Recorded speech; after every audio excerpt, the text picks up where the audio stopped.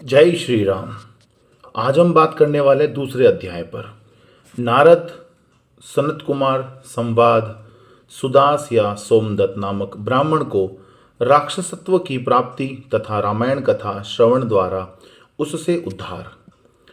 ऋषियों ने पूछा, महामुने, देवर्षि नारद मुनि ने सनत कुमार जी से रामायण संबंधी संपूर्ण धर्मों का किस प्रकार वर्णन किया था? उन दोनों ब्राह्मणवादी महात्माओं का किस क्षेत्र में मिलन हुआ था? तात वे दोनों कहाँ ठहरे थे? नारद जी ने उनसे जो कुछ कहा था वह सब आप हम लोगों को बताइए। सूत जी ने कहा, मुनिवरों, सनकादिक महात्मा भगवान ब्रह्मा जी के पुत्र माने गए हैं। उनमें ममता और अहंकार का तो नाम भी नहीं है। वे सब के सब उद्धरेता नैष्ठिक ब्रह्मचारी है। मैं आप लोगों से उनके नाम बताता हूँ, सुनिए। सनक, सनंदन, सनत कुमार और सनातन, ये चारों सनकादि माने गए हैं।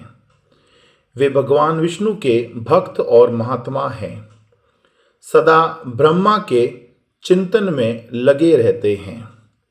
बड़े सत्यवादी हैं। सहस्त्रों सूर्यों के समान तेजस्वी एवं मोक्ष के अभिलाषी है। एक दिन वे महातेजस्वी ब्रह्मपुत्र सनकादि ब्रह्मा जी की सभा देखने के लिए मेरु पर्वत के शिखर पर गए। वहां भगवान विष्णु के चरणों से प्रकट हुई परम पुण्यमयी गंगा नदी, जिन्हें सीता भी कहते हैं, बह रही थी। उनका दर्शन करके वे तेजस्वी महात्मा उनके जल में स्नान करने को उद्यत हुए। ब्राह्मणों, इतने में ही देवर्षि नारद मुनि भगवान के नारायण आदि नामों का उच्चारण करते हुए वहां आ पहुंचे।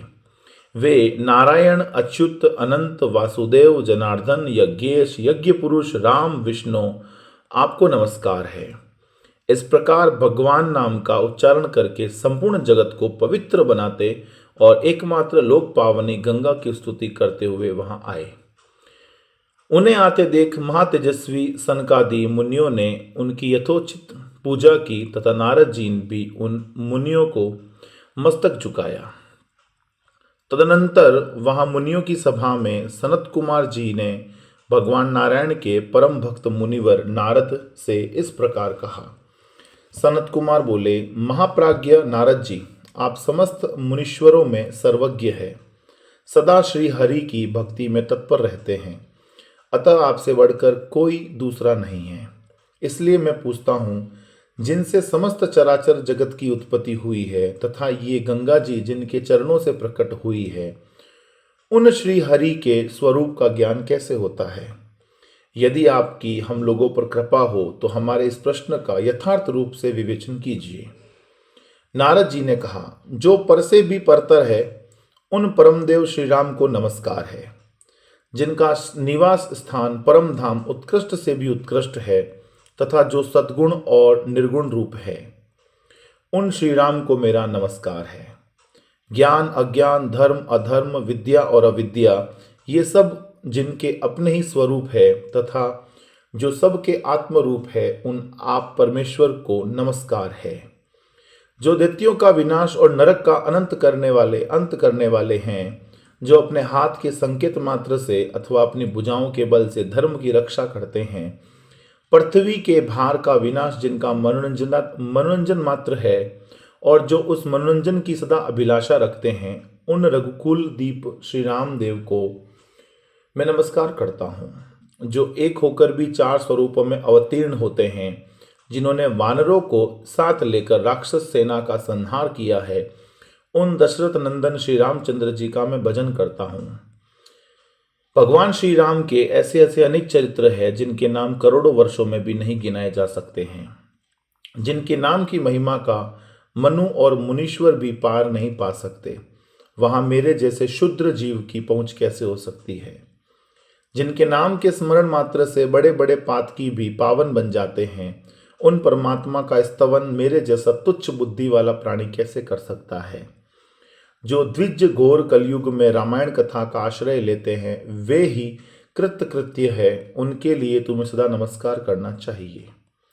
सनत कुमार जी भगवान की महिमा को जानने के लिए कार्तिक माघ और चैत्र के शुक्ल पक्ष में रामायण की अमृतमयी कथा का नवा श्रवण करना चाहिए।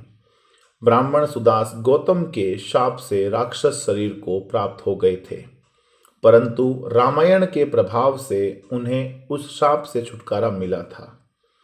सनत कुमार ने पूछा, मुनिश्रेष्ठ, संपूर्ण धर्मों का फल देने वाली रामायण कथा का किसने वर्णन किया है?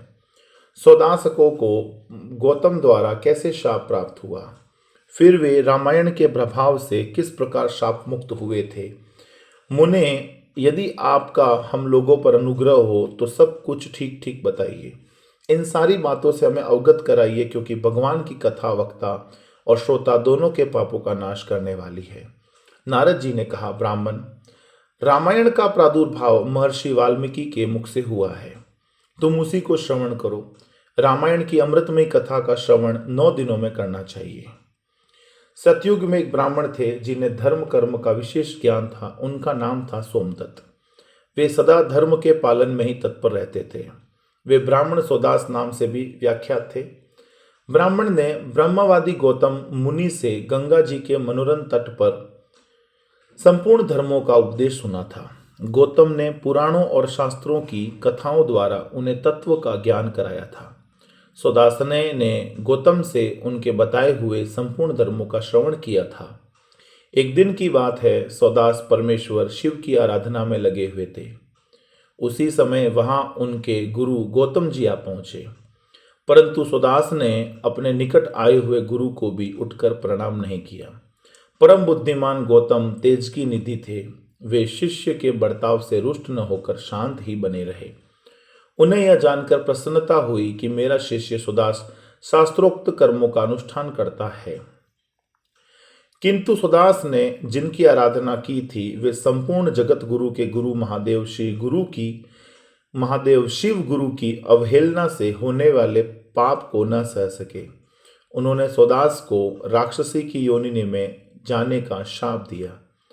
तब विनय कला कोविद ब्राह्मण ने हाथ जोड़कर गौतम से कहा, ब्राह्मण बोले, संपूर्ण धर्मों के ज्ञाता सर्वदर्शी सुरेश्वर भगवान, मैंने जो अपराध किया है वह सब आप क्षमा कीजिए। गौतम ने कहा, वत्स, कार्तिक मास के शुक्ल पक्ष में तुम रामायण की अमृतमयी कथा को भक्ति भाव से आदर पूर्वक श्रवण करो। इस कथा को 9 दिनों में सुनना चाहिए। ऐसा करने से यह शाप अधिक दिनों तक नहीं रहेगा, केवल 12 वर्षों तक ही रह सकेगा। ब्राह्मण ने पूछा, रामायण की कथा किसने कही है तथा उसमें किसके चरित्रों का वर्णन किया गया है? महामते, यह सब संक्षेप से बताने की कृपा करें। यों कहकर मन ही मन प्रसन्न हो सुदास ने गुरु के चरणों में प्रणाम किया। गौतम ने कहा, ब्राह्मण सुनो, रामायण काव्य का निर्माण वाल्मीकि मुनि ने किया है। जिन भगवान श्री राम ने अवतार ग्रहण करके रावण आदि राक्षसों का संहार किया और देवताओं का कार्य संवारा था, उन्हीं के चरित्र का रामायण काव्य में वर्णन है। तुम उसी का श्रवण करो। कार्तिक मास के शुक्ल पक्ष में 90वें दिन अर्थात प्रतिपदा से नवमी तक रामायण की कथा सुननी चाहिए। वह समस्त पापों का नाश करने वाली है। ऐसा कहकर पूर्णकाम गौतम ऋषि अपने आश्रम को चले गए। इधर सोमदत्त या सुदास नामक ब्राह्मण ने दुखमग्न होकर राक्षस शरीर का आश्रय लिया। वे सदा भूख प्यास से पीड़ित तथा क्रोध के वशीभूत रहते थे। उनके शरीर का रंग कृष्ण पक्ष की रात के समान काला था। वे भयानक राक्षस होकर निर्जन वन में भ्रमण करने लगे। वहां वे नाना प्रकार के पशुओं, मनुष्यों, सांप, बिच्छू आदि जंतुओं, पक्षियों और वानरों को बलपूर्वक पकड़कर खा जाते थे। ब्रह्मर्षियों, उस राक्षस के द्वारा यह पृथ्वी बहुत सी हड्डियों और लाल पीले शरीर वाले रक्तपाई प्रेतों से परिपूर्ण हो अत्यंत भयंकर दिखाई देने लगी। 6 महीने में ही 100 योजन विस्तृत भूभाग को अत्यंत दुखित करके वह राक्षस पुनः दूसरे किसी वन में चला गया। वहां भी वह प्रतिदिन नर मांस का भोजन करता रहा। संपूर्ण लोकों के मन में भय उत्पन्न करने वाला वह राक्षस घूमता घामता नर्मदा जी के तट पर जा पहुंचा। इसी समय कोई अत्यंत धर्मात्मा ब्राह्मण उधर आ निकला। उसका जन्म कलिंग देश में हुआ था। लोगों में वह गर्ग नाम से विख्यात था। कंधे पर गंगा जल लिए भगवान विश्वनाथ की स्तुति तथा श्री राम के नामों का गान करता हुआ वह ब्राह्मण बड़े हर्ष और उत्साह में भरकर उस पुण्य प्रदेश में आया था। गर्ग मुनि को आते देख राक्षस उदास बोल उठा, हमें भोजन प्राप्त हो गया। ऐसा कहकर अपनी दोनों भुजाओं को ऊपर उठाते हुए वह मुनि की ओर चला, परंतु उनके द्वारा उच्चारित होने वाले भगवान नामों को सुनकर वह दूर ही खड़ा रहा। उन ब्रह्मर्षि को मारने में असमर्थ होकर राक्षस उनसे इस प्रकार बोला। राक्षस ने कहा, यह तो बड़े आश्चर्य की बात है भद्र महाभाग, आप महात्मा को नमस्कार है। आप जो भगवान नामों का स्मरण कर रहे हैं, इतने से ही राक्षस भी दूर भाग जाते हैं। मैंने पहले कोटि सहस्त्र ब्राह्मणों का भक्षण किया है। ब्राह्मण, आपके पास जो नाम रूपी कवच है वही राक्षसों के महान भय से आपकी रक्षा करता है। आपके द्वारा किए गए नाम स्मरण मात्र से हम राक्षसों को भी परम शांति प्राप्त हो गई। यह भगवान अच्युत की कैसी महिमा है। महाभाग ब्राह्मण, आप श्री राम कथा के प्रभाव से सर्वथा राग आदि दोषों से रहित हो गए हैं, अतः आप मुझे इस अधम पातक से बचाइए। मुनिश्रेष्ठ, मैंने पूर्व काल में अपने गुरु की अवहेलना की थी, फिर गुरु जी ने मुझ पर अनुग्रह किया और यह बात कही। पूर्व काल में वाल्मीकि मुनि ने जो रामायण कथा कही उसका कार्तिक मास के शुक्ल पक्ष में प्रयत्न पूर्वक श्रवण करना चाहिए। इतना कहकर गुरुदेव पुनः यह सुंदर एवं शुभदायक वचन कहा, रामायण की अमृतमयी कथा 9 दिन में सुननी चाहिए। अतः संपूर्ण शास्त्रों के तत्वों को जानने वाले महाभाग ब्राह्मण, आप मुझे रामायण कथा सुनाकर इस पाप कर्म से मेरी रक्षा कीजिए। नारद जी कहते हैं, उस समय वहां राक्षस के मुख से रामायण का परिचय तथा श्री राम के उत्तम महात्म्य का वर्णन सुनकर द्विज श्रेष्ठ गर्ग आश्चर्यचकित हो उठे। श्री राम का नाम ही उनके जीवन का अवलंब था। वे ब्राह्मण देवता उस राक्षस के प्रति दया से द्रवित हो गए और सुदास के इस प्रकार बोले। ब्राह्मण ने कहा, महाभाग राक्षस राज, तुम्हारी बुद्धि निर्मल हो गई है। इस समय कार्तिक मास का शुक्ल पक्ष चल रहा है, इसमें रामायण की कथा सुनो। राम भक्ति परायण राक्षस, तुम श्री रामचंद्र जी के महात्म्य को श्रवण करो। श्री रामचंद्र जी के ध्यान में तत्पर रहने वाले मनुष्यों को बाधा पहुंचाने में कौन समर्थ हो सकता है। जहां श्री राम का भक्त है वहां ब्रह्मा विष्णु और शिव विराजमान हैं। वही देवता सिद्ध तथा रामायण का आश्रय लेने वाले मनुष्य है। अतः इस कार्तिक मास के शुक्ल पक्ष में तुम रामायण की कथा सुनो। 9 दिनों तक इस कथा को सुनने का विधान है, अतः तुम सदा सावधान रहो। ऐसा कहकर गर्ग मुनि ने उसे रामायण की कथा सुनाई। कथा सुनते ही उसका राक्षसत्व दूर हो गया। राक्षस भाव का परित्याग करके वह देवताओं के समान सुंदर, करोड़ों सूर्यों के समान तेजस्वी और भगवान नारायण के समान कांतिमान हो गया। अपनी 4 भुजाओं में शंख, चक्र, गदा और पद्म लिए वह श्री हरि के वैकुंठ धाम में चला गया।